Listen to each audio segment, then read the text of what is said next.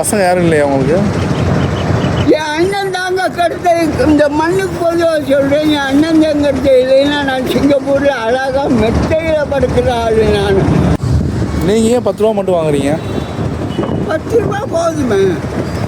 அப்படியா? 10 ரூபா அம்மா ஹோட்டலான்னு சாப்பிட்றோம். 11 வருஷமா 2013 2013 அம்மா ஹோட்டலில் சாப்பிட்றீங்க? அம்மா ஹோட்டலில் தான் இல்லைன்னா இத்தனாலும் போயிட்டு எல்லாம் கலப்படம் வாய்க்கு ருசியாக என்னென்னமோ கலந்து.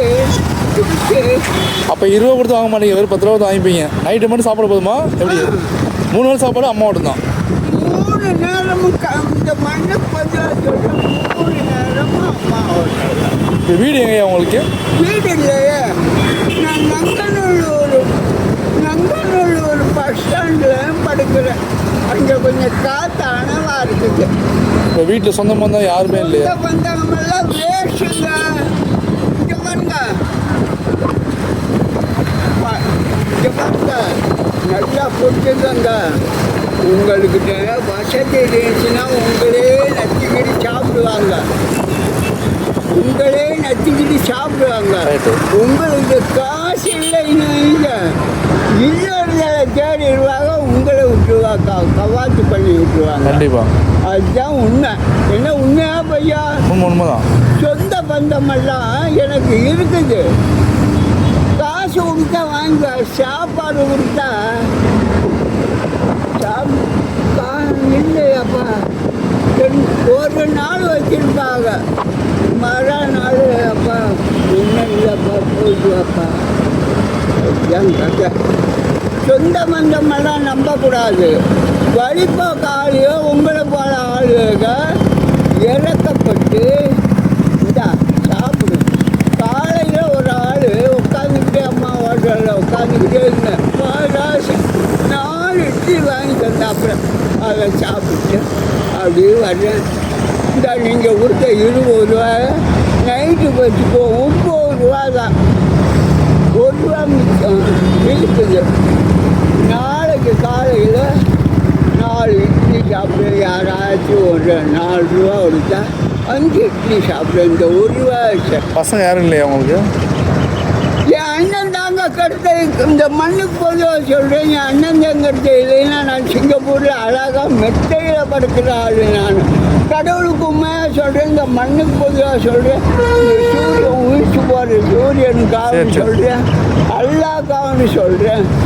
என் அண்ணன் தான் என்ன கருத்தான்.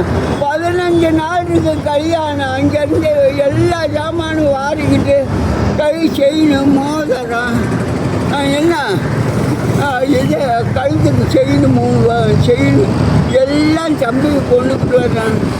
இவன் என்ன பண்ணான், ஒரு ஆள் துப்பாக்கி தொழிற்சாலையில் 16 வேலை செய்கிறேன். திருவாரூர் துப்பாக்கி தொழிற்சாலையில் ஊருக்கு போயிட்டு வரணுன்ட்டு போனேன்.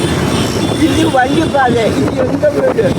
அந்த காடுக்குள்ளே ஒரு ஆள் வீடு கட்டிக்கிட்டு 50 வருஷம் வரவே இல்லை. எனக்கு தெரியாது இது யாராவது வீடு கட்டுறது அப்படின்ட்டு போய் கேட்டால் அப்பா தான்ப்பா வேணும் போயிடுவான். அப்பா வந்து பேசி பார்ப்போம். அப்புறம் அந்த அவர்கிட்ட போய் அப்பா வணக்கம் அப்படின்னு சொன்னால் நீ யார் பண்ணா? அந்த அம்மா சொன்னிச்சு விவரிச்சார்.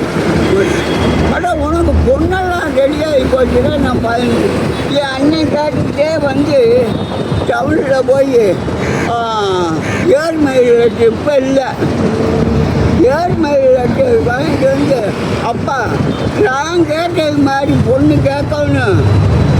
தங்கச்சிக்கிட்ட நீங்கள் அந்த அட்ரஸை கொடுங்கன்னு சொல்லி இந்த பையன் மூத்த பையன் சுப்பையாசி பையன் அவனை வச்சு எழுதி இவனுக்கு பொண்ணு கொடுக்காத அப்படின்னு எழுதணும்னு அவங்க உள்ளூருக்குள்ளேயே ஒன்றாந்து கட்டிட்டாங்க.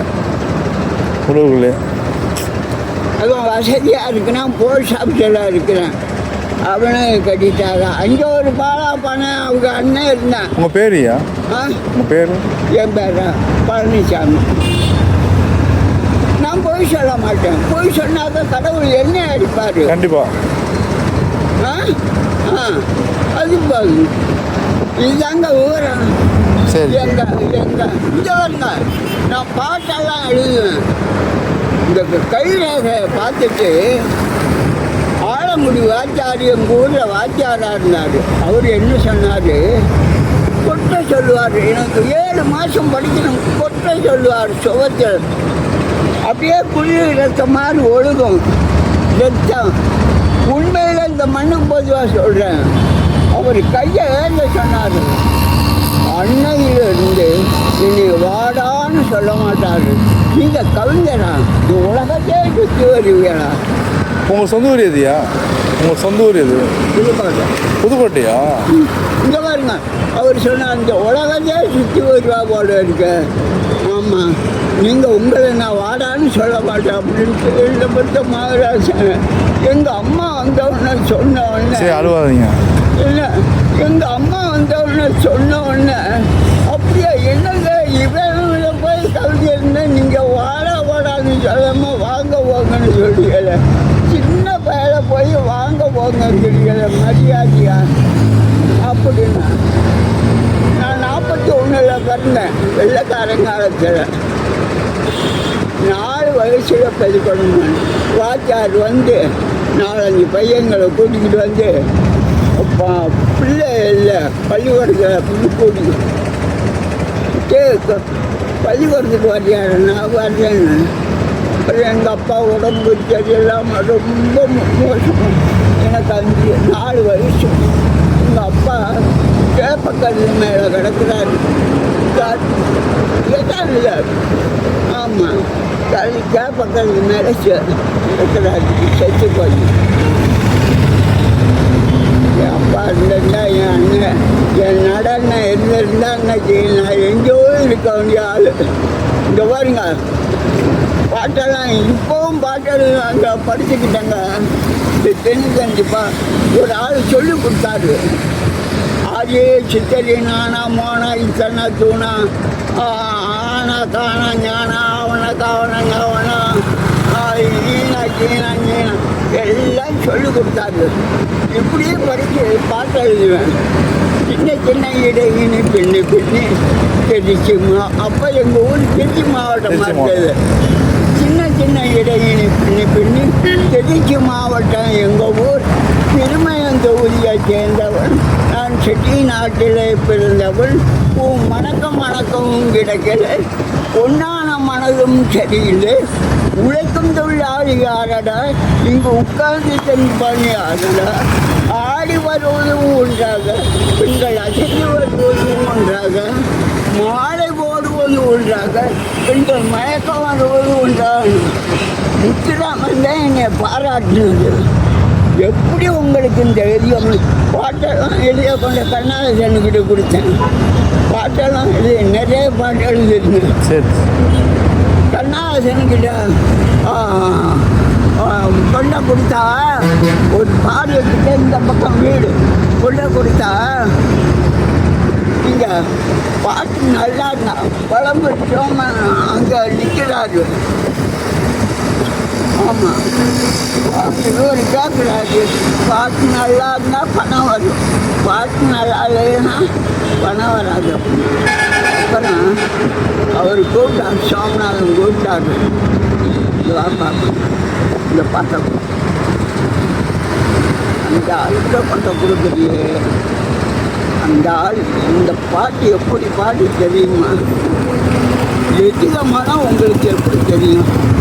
இந்த பாட்டை கொண்டு அவர்கிட்ட கொண்டு கொடுக்குறீங்கள, எப்படி அந்த ஆளை எழுத்து நீங்கள் கேஸ் போட முடியுமா அப்படின்னு கேட்டாரு. பாட்டை கொண்டு வீட்டுக்கு சாப்பிட்டீங்களா? சாப்பிடுங்க போங்க. சாப்பிட்டீங்களா? நீங்கள் சாப்பிட்டீங்களா? ஒரு ஆள் 2 பூரி வாங்கி கொடுத்தாரு, அது போதும். இப்போ மையம் சாப்பிடுங்க போய். நான் அம்மா ஹோட்டலில் 11 வருஷம் பொய் சொல்ல மாட்டேன். அம்மா ஹோட்டலில் 11 வருஷம். 2013 அம்மா ஹோட்டல் நான் பறவை மாதிரி தெரியுறேங்க.